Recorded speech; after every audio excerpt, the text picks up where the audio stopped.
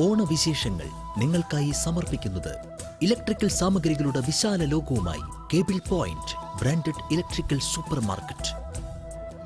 നമസ്കാരം. എല്ലാവർക്കും ഐശ്വര്യ സമൃദ്ധി നിറഞ്ഞ തിരുവോണ ആശംസകൾ. മനുഷ്യരെല്ലാരും ഒന്നെന്ന മഹത്തായ ആപ്തവാക്യം യാഥാർത്ഥ്യമാകുന്ന ദിവസമാണ് തിരുവോണം.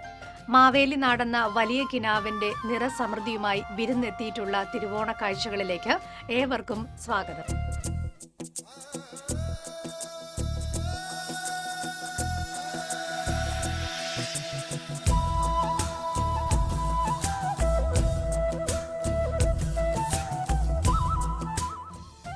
ഓരോ ഓണവും കഴിഞ്ഞുപോയ ഒരു സുവർണ കാലത്തിന്റെ ഓർമ്മപ്പെടുത്തലാണ്.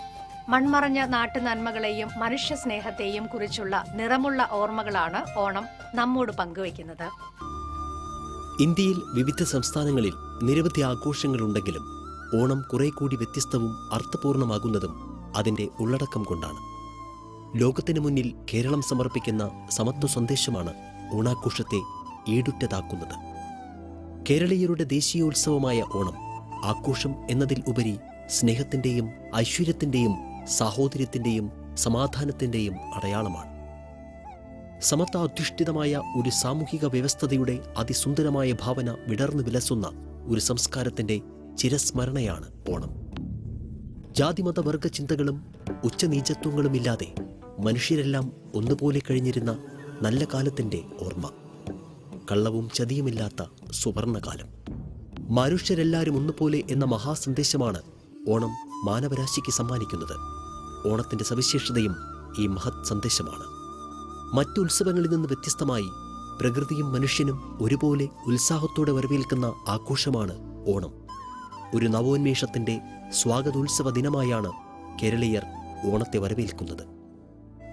പ്രകൃതിയുടെ പുഞ്ചിരികളായ പുതുപൂക്കൾ വിടരുന്ന പൊന്നോണപ്പുലരി ഓരോ മലയാളികളുടെയും മനസ്സിലെ എക്കാലത്തെയും മായാത്ത കാഴ്ചയാണ്.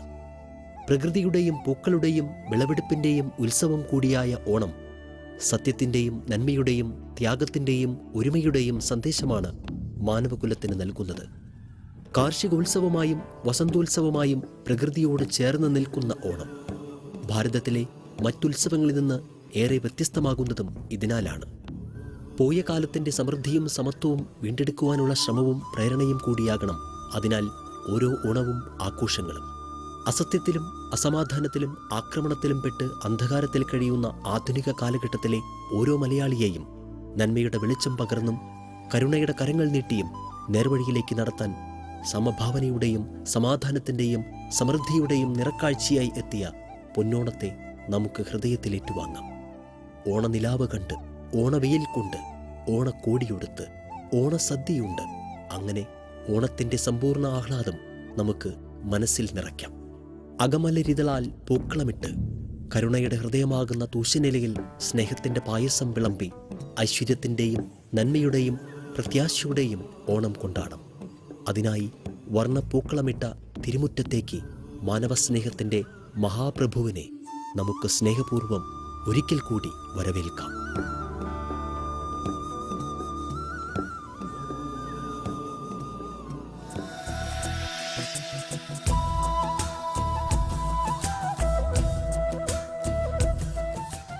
ഓണസദ്യയില്ലാതെ ഓണാഘോഷമില്ല. വിഭവങ്ങളാൽ സമ്പന്നമായ ഓണസദ്യ കുടുംബത്തോടെ തുണ്ടുന്നതാണ് ഏതൊരു മലയാളിയുടെയും ഹൃദ്യമായ ആഘോഷം.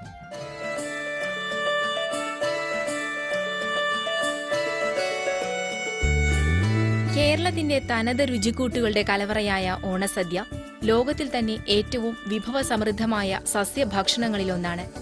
നാവിൻ തുമ്പിൽ നിന്ന് വിട്ടുമാറാത്ത വിഭവസമൃദ്ധമായ ഓണസദ്യ ഉണ്ണാൻ ആഗ്രഹിക്കാത്ത മലയാളി ഉണ്ടാകില്ല. കുത്തരിച്ചോറിൽ നെയ്യും പരിപ്പുമൊഴിച്ച് ഉണ്ടുതുടങ്ങുന്ന സദ്യ അവസാനിക്കുക ഇഞ്ചിക്കറിയും മോരും രസവുമൊക്കെ കഴിക്കുന്നതോടെയായിരിക്കും. ഓണസദ്യ വിളമ്പേണ്ടത് തൂശനിലയിൽ ആകണമെന്നും ഓരോ വിഭവങ്ങളും അതിന് നിർദ്ദേശിക്കപ്പെട്ട സ്ഥലത്ത് ക്രമമായി വിളമ്പണമെന്നും നിർബന്ധമുണ്ട്. പാരമ്പര്യ രീതിയനുസരിച്ച് നിലത്ത് ഇലയിട്ട് ചമ്രം പടിഞ്ഞിരുന്നാണ് സദ്യ കഴിക്കേണ്ടത്. സദ്യയിൽ ഇഞ്ചിക്കറി നിർബന്ധമായും വേണം. 101 കറികൾക്ക് തുല്യമായ ഇഞ്ചിക്കറി ദഹനത്തെ എളുപ്പമാക്കും എന്നതുകൊണ്ടാണ് ഇത്. വടുകപ്പുളി, നാരങ്ങക്കറി, ഇഞ്ചിപ്പുളി, സാമ്പാർ, തോരൻ, ഓലൻ, അവിയൽ, കൂട്ടുകറി, പച്ചടി, കിച്ചടി കൂടാതെ ചെറുപഴവും ശർക്കര വരട്ടിയതും വറുത്തുപ്പേരികളും പപ്പടവും ഓണവിഭവങ്ങൾ ഇലയിൽ നിറയുമ്പോഴേക്കും ഓരോരുത്തരുടെയും നാവിൽ കൊതിയുടെ കപ്പൽ ഓടിത്തുടങ്ങും.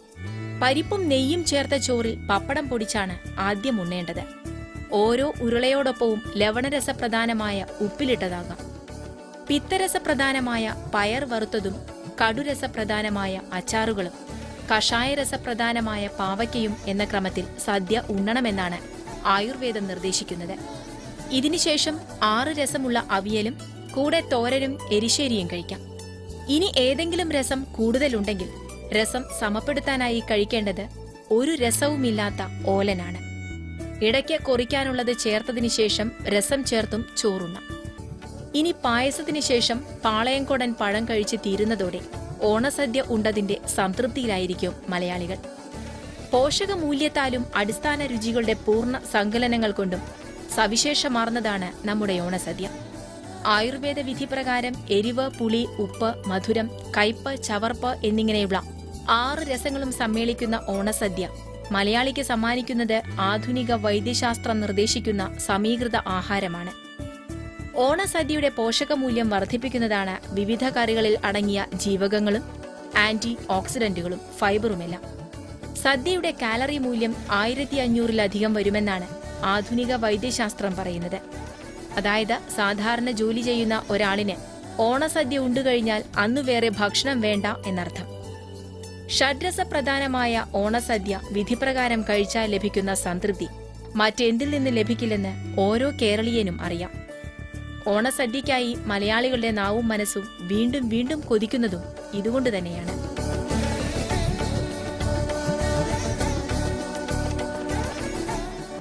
മുണ്ടില്ലാതെ മലയാളിക്ക് ഓണമില്ല. മുണ്ടും ഓണവും തമ്മിലുള്ള ബന്ധം മാവേലിയും ഓണവും പോലെ ഇഴപിരിക്കാനാവാത്തതാണ്.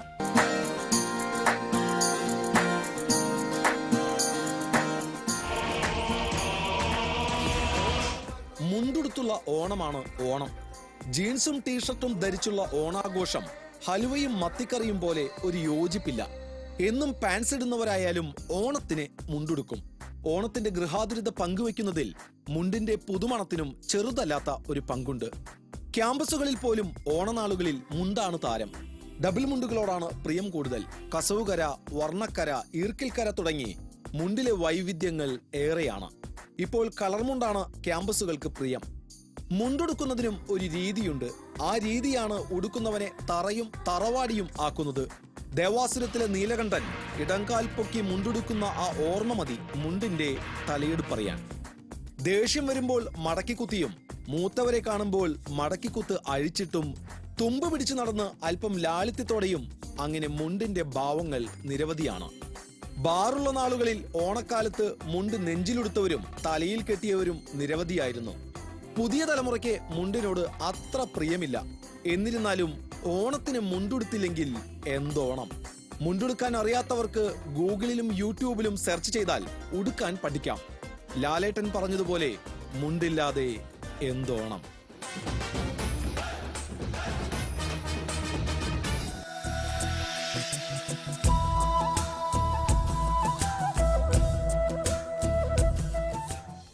പായസമില്ലാത്ത ഓണം നമുക്ക് സങ്കല്പിക്കാനാകുമോ? എന്നാൽ പായസത്തിന്റെ ഉത്ഭവം എവിടെ നിന്നാണ്? പറയാം. പായസത്തിനുമുണ്ട്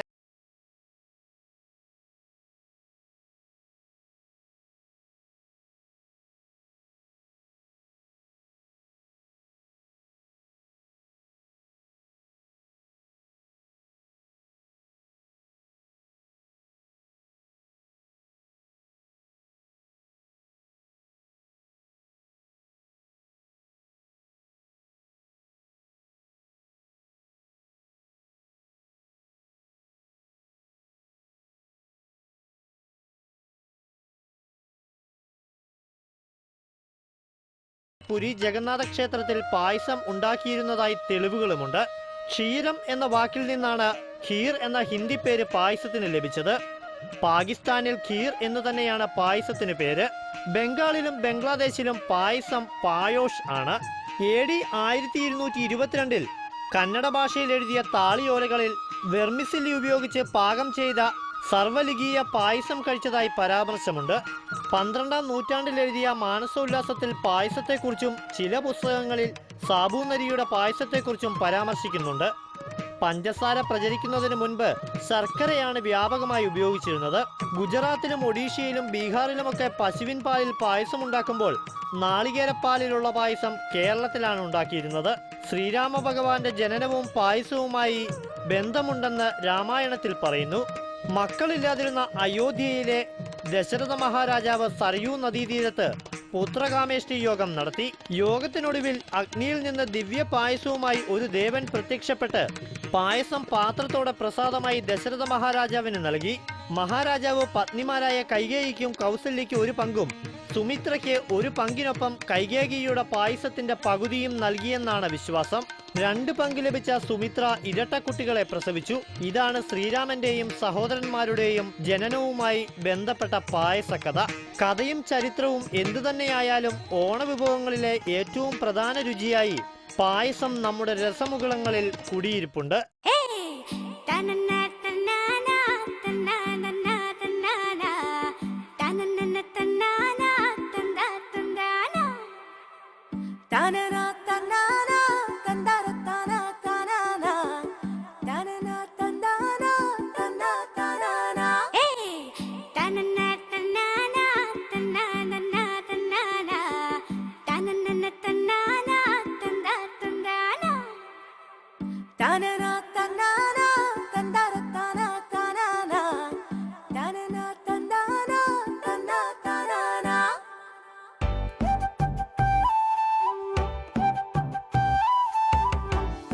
ഓണത്താർ മധ്യ കേരളത്തിന് ഏറെക്കുറെ അപരിചിതമാണ്. ഉത്തര കേരളത്തിലെ ഓണത്തെയ്യമാണ് ഓണത്താർ എന്നറിയപ്പെടുന്നത്. വെള്ളാരപ്പൂമലമേലെ പൊൻകിണ്ണം നീട്ടി നീട്ടി ആകാശപ്പൂമുടി ചൂടി മുകിലാരപ്പട്ട് ചുറ്റി ഓണത്താറാടി വരുന്നേ, ഓണത്താറാടി വരുന്നേ. തെയ്യങ്ങളുടെ നാടായ ഉത്തര കേരളത്തിൽ ഓണത്തിന് മാത്രമുള്ള തെയ്യമാണ് ഓണത്തെയ്യം. മഹാബലി സങ്കല്പത്തിലുള്ള ഈ നാട്ടുദൈവത്തിന് ഓണത്താർ എന്നാണ് പേര്. വണ്ണാൻ സമുദായത്തിലെ ചെറിയ ആൺകുട്ടികളാണ് ഓണത്താർ തെയ്യം കെട്ടുക. കുസൃതിക്കാരനായ ഈ കുട്ടിത്തെയ്യം ഉത്രാടം തിരുവോണം നാളുകളിലാണ് ഭവന സന്ദർശനം നടത്തുന്നത്. മുഖത്ത് തേപ്പും ചെറിയ മുടിയും വലത് കൈയിൽ മണിയും ഇടത് കൈയിൽ ഓണവില്ലുമായി വീടുതോറും കൊട്ടിപ്പാടിയാടുന്ന തെയ്യത്തിനൊപ്പം വണ്ണാന്മാർ ചെണ്ട കൊട്ടിപ്പാടുകയും ചെയ്യും. മഹാബലിയുടെ ചരിത്രവും മഹത്വവും വർണ്ണിച്ചാണ് ഓണത്താർ പാടുന്നത്. ഓണത്താർ ആടുന്നതിനും പ്രത്യേക താളമുണ്ട്. നാടാകെ ഓണത്തിന്റെ ആമോദമറിയിച്ചെത്തുന്ന ഓണത്താർ കണ്ണൂർ ജില്ലയിലാണ് ഏറ്റവും പ്രചാരത്തിലുള്ളത്. എന്നാൽ മലയ സമുദായക്കാർ കെട്ടുന്ന സംസാരിക്കാത്ത തെയ്യമാണ് ഓണേശ്വരൻ അഥവാ ഓണപ്പൊട്ടൻ. ഓണത്താറിനെ പോലെ ഉത്രാടത്തിനും തിരുവോണത്തിനും ഓണപ്പൊട്ടൻ വീടുതോറും കയറിയിറങ്ങും. കൈതനാരുകൊണ്ടുള്ള മുടി, മുഖച്ഛായം, കിരീടം, കൈവളകൾ, പ്രത്യേക വസ്ത്രം, കുരുത്തോലക്കുട എന്നിവയാണ് ഓണപ്പൊട്ടന്റെ ആടയാഭരണങ്ങൾ. കാൽ നിലത്തുറപ്പിക്കാതെ ഓടുകയും താളം ചവിട്ടുകയും ചെയ്യുന്ന ഓണപ്പൊട്ടന് അരിയും പണവുമാണ് ദക്ഷിണയായി ലഭിക്കുക.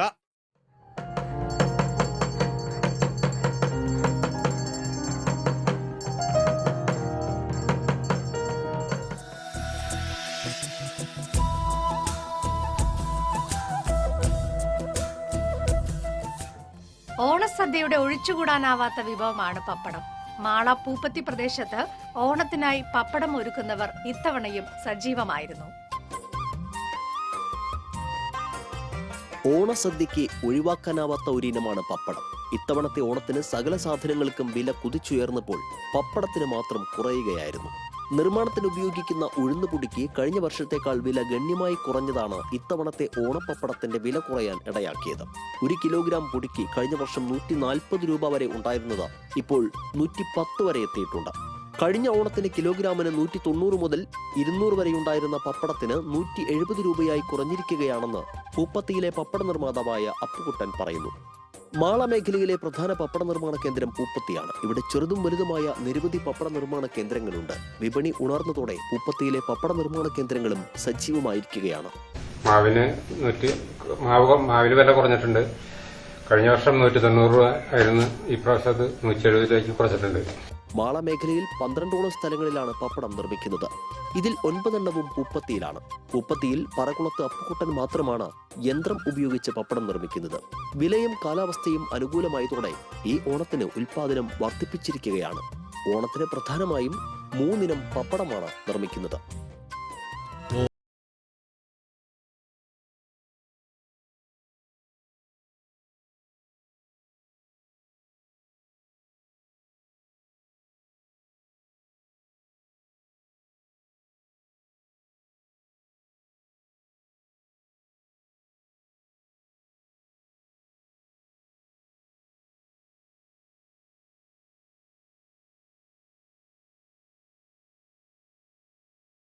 പറ്റാത്ത മനസ്സുകളാക്കി മലയാളികളെ മാറ്റി തീർക്കുന്നതിൽ ഓണോത്സവത്തിന് 1-ാം സ്ഥാനമാണുള്ളത്. മാനവികതയുടെ മഹാമേളയായ ഓണത്തിന്റെ വൈവിധ്യ കാഴ്ചകൾക്ക് ഇവിടെ പരിസമാപ്തി കുറിക്കുകയാണ്. നന്ദി, നമസ്കാരം.